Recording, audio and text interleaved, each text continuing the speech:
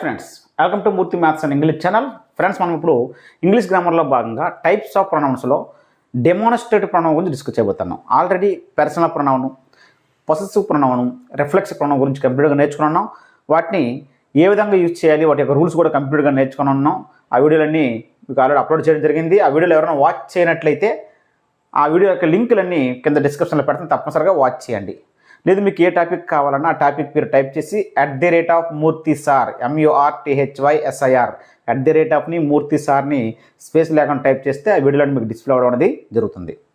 ఓకేనా ఫ్రెండ్స్, ఇప్పుడు ఈ వీడియోలన్నీ కూడా డిఎస్సి టెట్ వరకు కాకుండా అన్ని కన్వర్ట్ ఎగ్జామ్స్కి చాలా ఉపయోగకరము. డిఎస్సి టెట్ వరకు ఇప్పుడు ఏపీ స్టేట్లోని, తెలంగాణ స్టేట్లో ఇదే ఫీవర్ కాబట్టి వారికి కూడా చాలా ఉపయోగకరం. అన్నీ కూడా పార్ట్స్ ఆఫ్ స్పీచ్ అని ప్రత్యేక టాపిక్ ఉంది కాబట్టి దాన్ని మనం డెప్త్గా నేర్చుకోవడం చాలా అవసరం.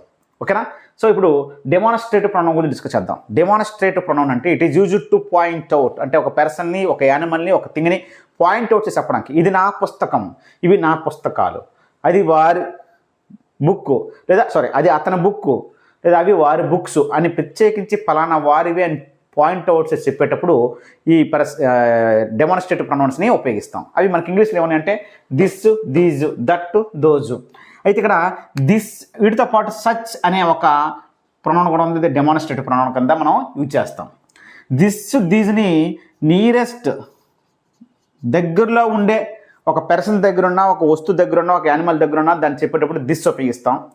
అదే ఒకటికన్నా ఎక్కువ ప్లూరల్లో ఉంటే దీస్ ఉపయోగిస్తాం. సో దగ్గర ఉన్న వాటికి దిస్, దీస్ ఉపయోగిస్తాం. సింగులర్ అయితే దిస్, ప్లూరల్ అయితే దీస్.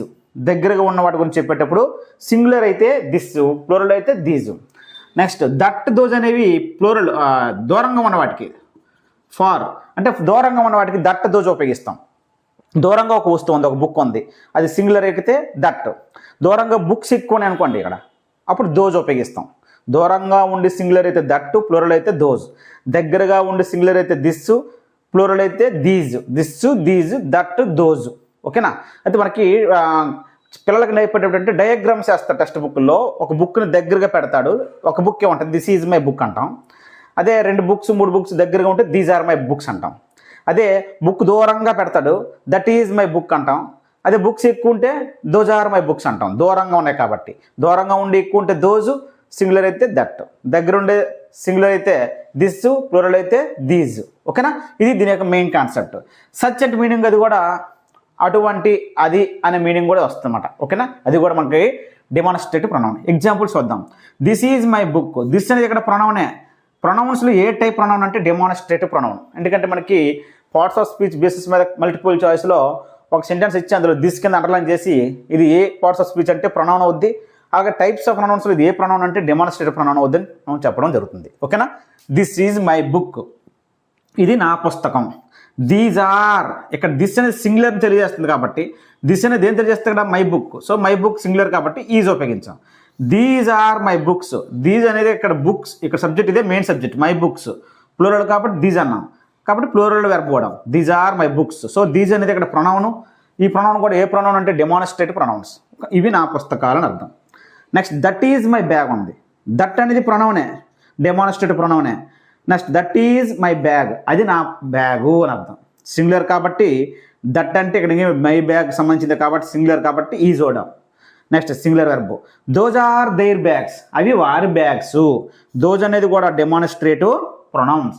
అలాగే దోజ్ ఆర్ దేర్ బ్యాగ్స్, ఇక్కడ దేర్ బ్యాగ్స్, దోజ్ రెండు ఒకటే. దోజ్ అనేది దేని తెలియజేస్తే ఇక్కడ దేర్ బ్యాగ్స్ని. దట్ అనేది ఇక్కడ మై బ్యాగ్ని. దిస్ అనేది మై బుక్స్ని. దిస్ అనేది మై బుక్ని తెలియజేస్తుంది. ఓకేనా. కాబట్టి ప్లూరల్ కాబట్టి ప్లూరల్ వెర్బ్ పోవడం. దోజ్ ఆర్ దేర్ బ్యాగ్స్ అని అంటాం. Such was not my intention, అది నా ఉద్దేశం కాదని అర్థం. అది నా ఉద్దేశం కాదని అర్థం. సో ఇక్కడ సచ్ అనేది ప్రొనౌనే. ఏ ప్రొనౌన్ అంటే డెమాన్స్ట్రేటివ్ ప్రొనౌనే. ఓకేనా. అయితే ఒక సెంటెన్స్ ఇచ్చి అందులో ఒక దిస్ కిందో, లేదా దట్ కిందో, లేదా సచ్ కిందో, దోజ్ కిందో, లేదా దీజ్ కిందో అండర్లైన్ చేసి ఇది ఏ పార్ట్స్ ఆఫ్ స్పీచ్ అని అంటే మీరు వెంటనే ప్రొనౌన్ అని కానీ, ఏ టైప్స్ ఆఫ్ ప్రొనౌన్ అంటే డెమాన్స్ట్రేటివ్ ప్రొనౌన్ కానీ పెడితే రాంగ్. అసలు పార్ట్స్ ఆఫ్ స్పీచ్లో ఇది ఏ పార్ట్స్ ఆఫ్ స్పీచ్ అని అడిగితే ప్రొనౌన్ పెడితే రాంగ్. ఎందుకంటే అన్ని సందర్భాల్లో ఇవి మనకి ప్రొనౌన్స్ అయిపోవు.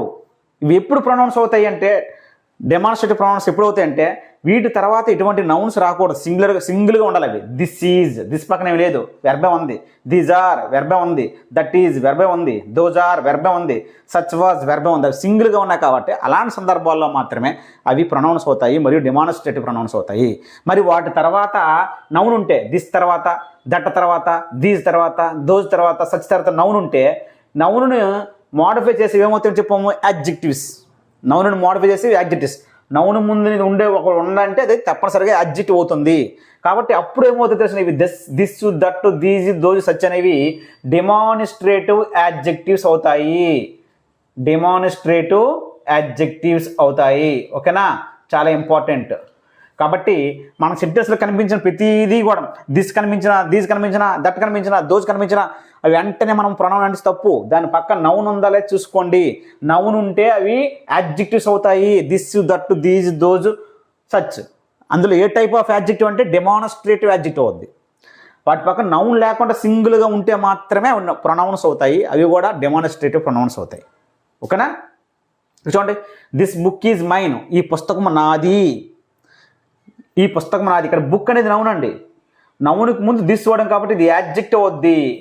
ఏ యాడ్జెక్టివ్ అంటే డెమాన్స్ట్రేటివ్ యాడ్జెక్టివ్ అవుద్ది. These books are theirs. These బుక్స్లో బుక్స్ అనేది నౌను. నౌన్కి ముందు దీస్ ఉంది కాబట్టి ఇది యాడ్జెక్టివ్ అవుద్ది. ఏ యాడ్జెక్టివ్ అంటే demonstrative adjective. That bag is hers, ఆ బ్యాగు ఆమెది. సో ఇక్కడ చూడండి, బ్యాగ్ అనేది నౌను.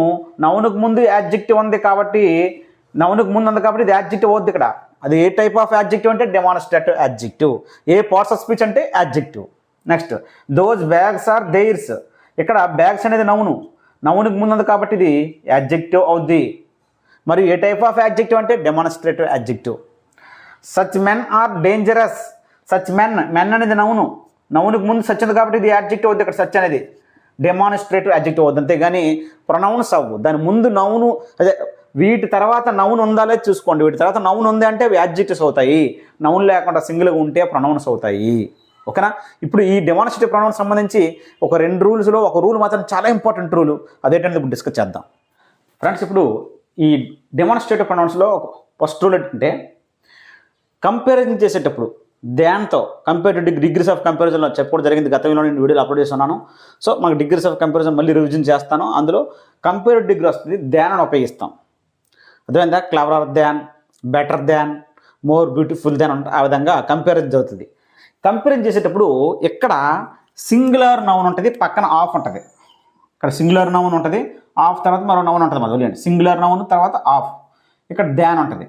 అప్పుడు ఇక్కడ ఏం రావాలంటే ఇది సింగులర్ నౌన్ అయినప్పుడు ఆఫ్ ఇలాగ ఈ స్ట్రక్చర్లో ఉండి సింగులర్ నౌన్ ఆఫ్ సంథింగ్ ఏదో ఉండి అక్కడ దాన్ ఉండి ఇక్కడ ఏం రావాలంటే సింగులర్ నౌన్ అయినప్పుడు దట్ ఆఫ్ అని రావాలి. ఏం రావాలి? That of. నెక్స్ట్ అండి, ఇక్కడ ప్లూరల్ నౌన్ ఉండి పక్కన ఆఫ్ ఉండి పక్కన ఇంకో నౌన్ వస్తుంది, తర్వాత దాన్ వస్తుంది. కంపారిజనే ఇక్కడ ప్లూరల్ నౌన్ ఉంటే ఇక్కడ ఏమొస్తుంది? దోజ్ ఆఫ్ వస్తుంది. ఇక్కడేమో దట్ ఆఫ్. ప్లూరల్ నౌన్ అయితే దోజ్ ఆఫ్, సింగులర్ నౌన్ అయితే దట్ ఆఫ్, ప్లూరల్ నౌన్ అయితే దోజ్ ఆఫ్. దాన్ వచ్చి కంపారిజన్ జరిగేటప్పుడు, ఓకేనా. ఇప్పుడు దాని గురించి క్లాట్ ఇస్తే చూడండి. ఒక example, the climate of Pune is better than Mumbai. యాక్చువల్గా కంపారిజన్ జరిగితే రెండు ఒకే వాటి ధర్మ జరుగుతాయి. ఇక్కడ climate of Pune is better than Mumbai అది రాంగ్. పూణే యొక్క క్లైమేట్కి ముంబైకి కంపారిజన్ జరగదు. పూణే యొక్క క్లైమేట్కి ముంబై యొక్క క్లైమేట్కి కంపారిజన్ జరుగుతుంది. కాబట్టి ఓన్లీ ముంబైకి దాన్ ముంబై అనేది రాంగ్. అప్పుడు దీని ఎలా రాస్తే యాక్చువల్గా అయితే the climate of Pune is better than the climate of Mumbai. The climate of Mumbai ఇది యాక్చువల్గా రాస్తాం. The climate of Pune is better than the climate of Mumbai. రెండింటి యొక్క పూణే యొక్క క్లైమేటు ముంబై యొక్క క్లైమేట్ రెండింటికి కంపారిజన్ జరగాలి. కానీ ఇక్కడేమో పూణే యొక్క క్లైమేట్ అన్నాడు, ఇక్కడ ముంబై అన్నాడు. అలా కంపారిజన్ చేయకూడదు. సో ఈ విధంగా రాస్తాం కదా. ఇప్పుడు సేమ్ నౌన్ ఇక్కడ రిపీట్ అయింది. ఇక్కడ క్లైమేట్ అనేది ఆల్రెడీ ఓడేసి ఇక్కడ క్లైమేట్ని చూడండి ఫస్ట్లో. కాబట్టి ఈ విధంగా రిపీట్ అయిన నౌన్కి బదులుగా ఇది సింగులర్, క్లైమేట్ అనేది సింగులర్ కాబట్టి ఏం రాయాలి? అప్పుడు ఇక్కడ దట్ ఆఫ్ అని రాయాలి, దట్ అని రాయాలి. సో దట్ ఆఫ్ ముంబై అనాలా. సో ఇక్కడ మనకి ఆన్సర్ వస్తుంది. ఇక్కడ దాని పక్కన దట్ ఆఫ్ ముంబై అని రాయాలి. ఓకేనా. దట్ ఆఫ్ ముంబై అని రాస్తే రైట్ ఆన్సర్. అర్థమైందండి. The climate of Pune is better than the climate of Mumbai అనాలి, డైరెక్ట్ ముంబై అనకూడదు, కంపారిజన్ అలా చేయకూడదు. అయితే ఇక్కడ క్లైమేట్ ఆల్రెడీ రాస్తాం కాబట్టి రెండోసారి రిపీట్ చేయకుండా ఈ క్లైమేట్ ఇక్కడ సింగులర్ కాబట్టి దట్ రాయాలి కదా, దట్ ఆఫ్ ముంబై అనాలి. ఓకేనండి, అది దాని యొక్క రూల్. నెక్స్ట్ అండి, the rivers of America are larger than Europe. America యొక్క నదులు యూరోప్, రివర్స్ ఆఫ్ అమెరికాకు యూరోప్కి కంపారిజన్ ఎక్కడ జరగదు. ధ్యానం చూసుకుని ఇక్కడ larger than, rivers of America అన్నప్పుడు ఇక్కడ కూడా ద రివర్స్ ఆఫ్ యూరోప్ అనాలి. సో ఇక్కడ ఏమొస్తుంది, the rivers of America are larger than అని చెప్పి మళ్ళీ ద రివర్స్ ఆఫ్ యూరోప్ అనాలి. అంతేగాని డైరెక్ట్గా యూరోప్ అనకూడదు. The rivers of America are larger than the rivers of Europe అనాలి. అయితే ఆల్రెడీ ద రివర్స్ అనేది ఇక్కడ రాస్తాం. సో రెండోసారి నౌన్ రిపీట్ చేయకూడదు. మనం ఆల్రెడీ దేన్ని చెప్పుకున్నాం, ప్రొనౌన్ అంటే ఏంటి, నౌన్ యొక్క రిపిటేషన్ లేకుండా చేయడం కోసమే కదా నౌన్కి బదులు వర్డ్స్ అని చెప్పాం. నౌన్ మళ్ళీ వాడకుండా ఉండడం కోసమే నౌన్ ప్లేస్లో ప్రొనౌన్ వాడుతాం చెప్పాం. కాబట్టి రివర్స్ అంటే ప్లూరల్ కదా, ప్లూరల్ వచ్చేటప్పుడు ఏం చెప్పాను, దోజ్ ఆఫ్ అని రాయాలి. ఇక్కడ దోజ్ ఆఫ్ అక్కడ ఆల్రెడీ ఉంది, ద రివర్స్ ఆఫ్ యూరోప్ కాబట్టి దోజ్ ఆఫ్ యూరోప్ అవుద్ది. సో ఇక్కడ మనకు ఆన్సర్ ఏం రావాలి, ఇక్కడ the rivers of America are larger than those of Europe అనాలి. దోజ్ ఆఫ్, ఎందుకంటే రివర్స్ అంటే ఇక్కడ ప్లూరల్లో ఉన్నది కాబట్టి దోజ్ ఆఫ్ రాయాలి. ఇక్కడ క్లైమేట్ సింగులర్ కాబట్టి దట్ ఆఫ్ ముంబై అనాలి. ఇక్కడేమో రివర్స్ ప్లూరల్ కాబట్టి దోజ్ ఆఫ్ యూరోప్ అనాలి. The rivers of America are larger than those of Europe అనేది రైట్ ఆన్సర్. దోజ్ ఎలా రాసామంటే మీకు ఎగ్జాంపుల్ కోసం రాశాను, నౌన్ రిపిటేషన్ కోసం ఈ నౌన్ రిమూవ్ చేసి దోజ్ రాయాలి, ప్లూరల్ కాబట్టి. ఇక్కడ సింగులర్ కాబట్టి ఈ నౌన్ రిమూవ్ చేసి దట్ రాయాలి, that of Mumbai those of Europe. ఇక్కడ ప్లూరల్ అయితే దోజ్ ఆఫ్, ఇక్కడ సింగులర్ ఉంటే దట్ ఆఫ్. ఓకేనండి, చాలా ఇంపార్టెంట్ రూల్ ఇది. రూల్ నెంబర్ 2 చూడండి ఫ్రెండ్స్. ఇక్కడ రూల్ నెంబర్ 2 ఏంటంటే, ముందు ఒక సెంటెన్స్ ఉంటుంది, సెంటెన్స్లో 2 నౌన్స్ ఉంటాయి, ఆ 2 సింగులర్ నౌన్సే, నౌన్ 1 నౌన్ 2. ఆ సెంటెన్స్ ఉంటుంది. నెక్స్ట్ సెంటెన్స్ అదే లైన్ మరో సెంటెన్స్లో వీటి గురించి చెప్పేటప్పుడు దిస్ దట్ ఉపయోగించాలి. సింగులర్ నౌన్స్ 2 ఉన్నాయి కాబట్టి దిస్ దట్ ఉపయోగించాలి. అయితే దిస్ అనేది నౌన్ 2 అని తెలియజేస్తుంది, దట్ అనేది నౌన్ 1 అని తెలియజేస్తుంది. దిస్ అనేది నౌన్ 2 గురించి, దట్ అనేది నౌన్ 1 గురించి చెప్తుంది. గుర్తుపెట్టుకోండి, దిస్ స్టార్టింగ్లో ఉంది కప్పి నౌన్ 1 అనుకోకూడదు, దట్ తర్వాత ఉంది కాబట్టి నౌన్ 2 అనుకోకూడదు. దిస్ ఏమో నౌన్ 2 గురించి, దట్ ఏమో నౌన్ 1 గురించి చెప్తుంది. ఓకేనా, చాలా ఇంపార్టెంట్. నెక్స్ట్ 2 ప్లూరల్ నౌన్స్ ఇచ్చినప్పుడు నౌన్ 1 నౌన్ 2 అప్పుడే రాస్తాం దీజు దోజు రాయాలి. అయితే దీజ్ ఏమో నౌన్ 2 గురించి, దోజ్ ఏమో నౌన్ 1 గురించి. సేమ్ అలాగే దట్ ఏమో నౌన్ 1, దిస్ ఏమో నౌన్ 2. అలాగే ఇక్కడ దీజ్ ఏమో నౌన్ 2 గురించి, దోజ్ ఏమో నౌన్ 1 గురించి చెప్తుంది. అంటే ఇక్కడ దిస్ అంటే నౌన్ 2 అని అర్థం, ఇక్కడ దట్ అంటే నౌన్ 1 అని అర్థం, దీజ్ అంటే నౌన్ 2 అని అర్థం, దోజ్ అంటే నౌన్ 1 అని అర్థం. రివర్స్ అనమాట. చాలామంది ఏమనుకుంటారంటే ఫస్ట్ దిస్ ఉంది కదా, ఈ దిస్ ఏమో నౌన్ 1 గురించి అనుకుంటారు, తప్పు. దిస్ ఏమో నౌన్ 2 గురించి అర్థం. అలాగే సేమ్ దట్ అండ్ నౌన్ 1 గురించి. ఇప్పుడు చూడండి, work and play are both necessary to health. This exercises the body and that exercises the mind. ఇక్కడ వర్క్ అండ్ ప్లే ఇది నౌన్ 1 ఇది నౌన్ 2 రెండు సింగులర్లే కాబట్టి దిస్ ఓడతాము, దట్ ఓడతాము. దిస్ అంటే ఇక్కడ నౌన్ 2 అని అర్థం, అంటే ప్లే అని అర్థం, పని ఆట. దిస్ ఎక్సర్సైజ్ అంటే ప్లే ఎక్సర్సైజెస్ ద బాడీ, బాడీని ఎక్సర్సైజ్ చేస్తుంది వెరీ ప్లే. నెక్స్ట్ దట్ అనేది నౌన్ 1 చూస్తే చెప్పాను ఇందాకే, దట్ అంటే ఇక్కడ ఏంటి వర్క్ అని అర్థం, వర్క్ ఎక్సర్సైజెస్ ద మైండ్, మైండ్కి బాగా ఎక్సర్సైజ్ వర్క్ అనేది. సో ఈ విధంగా దిస్ అనేది ఇక్కడ 2 సింగులర్ నౌన్ ఉండి వాడి గురించి చెప్పేటప్పుడు దిస్ అనేది నౌన్ 2 గురించి చెప్పే విధంగా ఉండాలి, దట్ అనేది నౌన్ 1 గురించి చెప్పే విధంగా ఉండాలి. కొన్నిసార్లు అంటే ఇక్కడ దట్ ఇస్తాడు, దట్ ఇచ్చాడనుకో రాంగ్, ఎందుకంటే ఎక్సర్సైజ్ ద బాడీ అనేది ప్లే కదా, ప్లే అనేది ఎన్నోది రెండోది వచ్చినప్పుడు ఇక్కడ ఏట్ రాయాలి, దిస్ రాయాలి, దట్ రాయకూడదు. ఇక్కడ దిస్ ఇస్తే దట్ రాయాలి, ఇక్కడ దట్ ఇస్తే దిస్ రాయాలి, గుర్తుంచుకోండి. Next cows and horses are both useful animals. ఇక్కడ కౌస్ నౌన్ 1, హార్స్ నౌన్ 2 రెండు బోత్ యూజ్ఫుల్ యానిమల్సే. ఇప్పుడు దీని గురించి మళ్ళీ చెప్తాను. అక్కడ చెప్పేటప్పుడు ప్లూరల్ కాబట్టి 2 ప్లూరల్ కాబట్టి దీ జోడాలి అండ్ దో జోడాలి, అండ్ దోజ్ వాడాలి. అయితే దీస్ అనేది నౌన్ టూకి చెప్తుంది, నౌన్ టూ. దోజ్ అనేది నౌన్ వన్. ఓకేనా? సో దీస్ అంటే ఇక్కడ హార్సెస్ అని అర్థం. These carry as one place to another. These carry అంటే ఏమవుతుంది ఇక్కడ హార్సెస్ అని అర్థం. దోజ్ గివ్స్ అస్ మిల్క్ అంటే కౌస్ గివ్స్ అస్ మిల్క్. ఒకవేళ ఇక్కడ దోజ్ అని రాసాం అనుకోండి, దోజ్ అని, those carry us from one place to another. Those అంటే అసలు carry us from one place to another place ఇందులో ఏడవుతుందండి horses. Horses noun two. Noun two వచ్చినప్పుడు ఇక్కడ ఏడు రావాలి, దోజ్ రాకూడదు, ఏం రావాలి, దీజే రావాలి. ఒకవేళ ఇక్కడ దోజ్ బదులుగా ఇక్కడ దీజ్ ఇచ్చారు అనుకోండి, దీజ్ గివ్స్ అస్ మిల్క్. ఈ రెండిట్లో మిల్క్ ఏమొస్తుంది, కౌస్. అంటే నౌన్ వన్. ఇది నౌన్ వన్ వచ్చినప్పుడు ఇక్కడ ఏం రావాలి, దోజ్ రావాలి, దీజ్ రాకూడదు. ఓకేనా? కాబట్టి దీజ్ అనేది నౌన్ టూ గురించి చెప్పే విధంగా ఉండాలి, దోజ్ అనేది నౌన్ వన్ గురించి చెప్పే విధంగా ఉండాలి. ఆ విధంగా లేకుండా దీజ్ దగ్గర దోజ్ ఉండి దోజ్ దగ్గర దీజ్ ఉండి అవి మన రిలేషన్ ప్రకారంగా చెప్పకపోతే, దీజ్ ఏమో నౌన్ టూ గురించి చెప్పకుండా దోజ్ ఏమో నౌన్ వన్ గురించి చెప్పకుండా ఉంటే మనం వాటిని మార్చి చేయాలి. ఓకేనా? ఆ విధంగా ఇది మనకి రూల్ నెంబర్ 2. ఓకేనండి? రూల్ నెంబర్ 3 చూడండి friends. This kind of, that kind of, this sort of, that sort of, తర్వాత సింగులర్ నౌన్ రాయాలి ఇక్కడ, సింగులర్ నౌన్. ఓకేనా? తర్వాత సింగులర్ వెర్బ్ కూడా వస్తుంది, అంతే కదా. This kind of singular noun, తర్వాత సింగులర్ వెర్బ్ రాయాలి. అలాగే that kind of singular noun, singular verb. లేదా this sort of singular noun, that sort of singular noun, singular verb. Okay. Next these kinds of. ఇక్కడ these those వచ్చిందంటే kinds of అనాలి, these those వచ్చిందంటే sorts of అనాలి. తర్వాత plural noun రావాలి. These kinds of plural noun, those kinds of plural noun, plural verb. These sorts of plural noun, those sorts of plural noun. ఓకేనా? So ఇది ఈ structure చాలా important. ఓకేనా? ఇక్కడ చూడండి, దిస్ దట్ తర్వాత కైండ్ ఆఫ్ అని రాయాలి, దిస్ దట్ సార్ట్ ఆఫ్ రావాలి, వీటి తర్వాత సింగులర్ నౌన్. దీస్ వచ్చిందంటే దీస్ కైండ్స్ ఆఫ్ అనాలి, ప్లూరల్ నౌన్. దీస్ వచ్చిందంటే సార్ట్స్ ఆఫ్ అనాలి, ప్లూరల్ నౌన్ రావాలి.